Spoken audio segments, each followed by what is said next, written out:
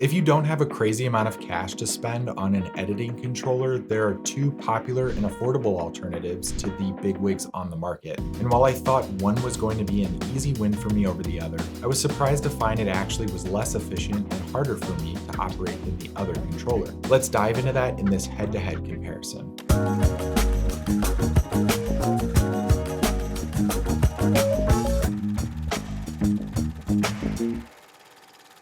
In this video, we're taking a look at Huion's Keydial Mini and XP Pen's wireless shortcut remote for use as a video editing controller. Both provide the ability to scrub through your footage, set in and out points, cut clips, adjust audio levels, apply effects, and perform many other editing functions without constantly switching back and forth between your keyboard and mouse. That functionality can potentially shave hours of time off of your next project. Both offer compelling features for video editing at an affordable price point, but their differences in design and functionality lead to different strengths. And while one appears to be better on paper than the other, I was surprised that I preferred the other in its real-world use cases. Let's begin with the obvious by comparing their design and build quality.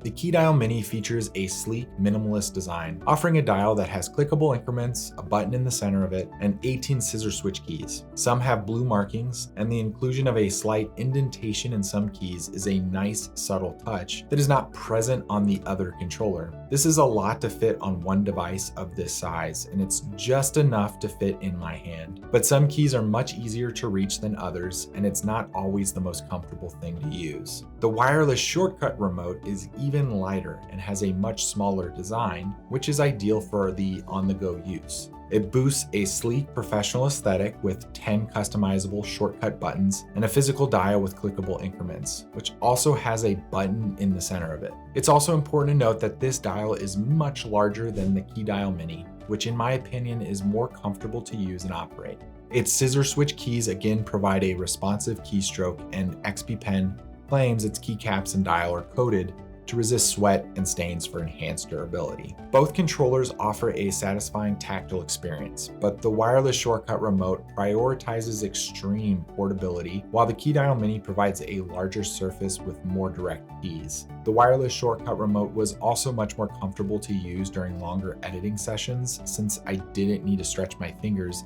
nearly as far in awkward directions like I had to do with the Keydial Mini. I was also nervous that both controllers were too lightweight and would slip and slide across the desktop surface while in use, but I was pleasantly surprised by how they remained firmly planted while editing. It's also important to note that both controllers come with pre-made and custom labels for the keys to help assist you with finding the right keystroke.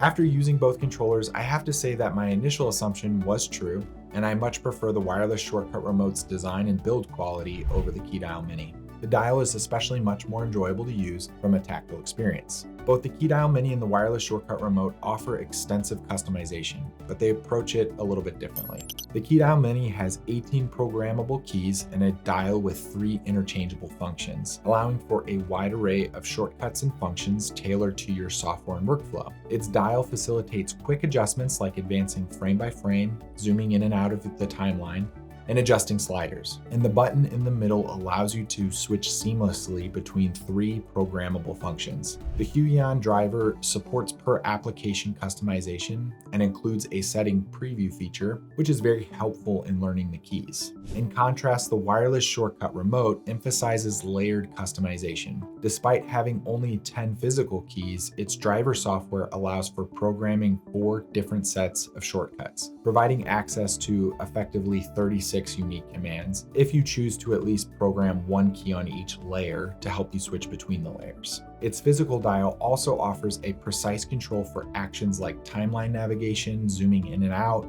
and jumping to the next edit point. It's also important to note that the dial on the wireless shortcut remote operates like the Keydial Minis in that you can switch between multiple program functions by pressing the button in the middle of the dial. In this case though, the wireless shortcut remote offers 1 more dial function than the Keydial Mini, offering 4 functions instead of the 3. Like the Keydial Mini, you also have the ability to program a set preview button for each layer. Although you will need to dedicate at least 4 more keys to this button, to review each layer's button layout. I believe this is essential, but unfortunately it takes up 4 more of those precious 40 buttons. XP Pen's driver is intuitive, but it does not have software-specific functions, while the Huion's driver does. This is not a major issue, but you will need to only use keyboard shortcuts to program all your functions, including timeline navigation. The Keydial Mini features Bluetooth 5.0 for wireless use up to 10 meters and USB-C for a wired connection and charging. The XP Pen wireless shortcut remote also provides Bluetooth 5.0 connection, a Bluetooth dongle for computers lacking built-in Bluetooth, and USB-C for wired use and charging. In this case, the wireless shortcut remote has more connectivity options than the Keydial Mini. While Huion's driver worked without issue for me on Windows, the XP Pen driver frequently shut down while I was using it to program the keys in Premiere. It wasn't a huge deal, but it became a bit frustrating after the 3rd or 4th time it happened. The Huion Keydial Mini has a 1200 mAh battery, offering about 70 hours of continuous use and up to 3 months of standby, with a full charge time of about 3.6 hours. In contrast, the XP Pen wireless shortcut remote has a 1000 mAh battery, but boasts an impressive 300 hours of continuous use and a remarkable 10 months of standby time. Now let's examine their video editing functionality. This is where it got really interesting for me. The Huion Keydial Mini's numerous buttons allow for immediate access to commands, whereas the XP Pen wireless shortcut remote's customizability caters to specific workflows. First, we'll focus on the timeline navigation and precision on each device. Both controllers excel here, primarily due to their dial controllers. Both dials provide satisfyingly precise, clicky feedback, essential for making nuanced adjustments during editing. The dials on both controllers can be mapped to scrub the timeline frame by frame or in larger increments, and can also be used for zooming in and out of the timeline. The key differences start to emerge in regards to shortcut access and efficiency. With 18 physical keys, the Huion's Keydial Mini can have a substantial number of your most used shortcuts directly accessible. For editors who rely heavily on a consistent set of 15 to 18 hotkeys, the Keydial Mini offers direct one-press access. While having fewer physical keys, the XP Pen's wireless remote control has 4 programmable layers, which offer much more controls for complex video editing. For example, you could set it up so that on layer 1, you would have the basic editing controls. On layer 2, you would have audio editing controls.